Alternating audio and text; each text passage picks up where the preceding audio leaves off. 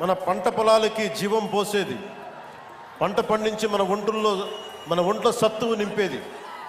అలాంటి గంగా సమానమైన నదీ జలాలు ఉండాలి.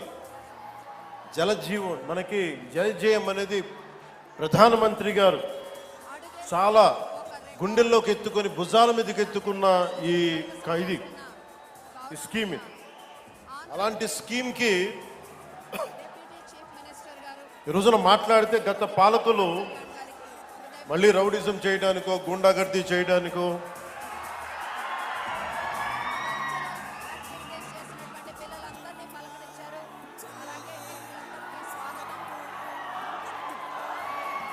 మళ్ళీ గూండాగర్దీ చేయడానికో రౌడిజం చేయడానికో అలాంటి భావన మళ్ళీ ఉంది.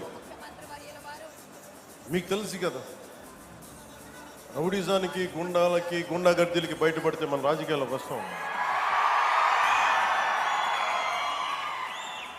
కేసులు పెడతాం, వస్తే 29లో మేము అంతు చూస్తామంటే మీరు రావాలి కదా.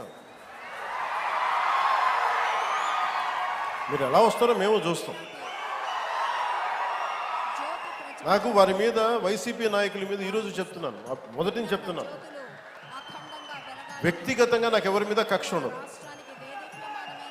మనస్ఫూర్తిగా నా గుండెల మీద ఆత్మసాక్షిగా చెప్తా, నాకు ఎవరి మీద కోపం ఉండదు. కానీ మీరు సగటు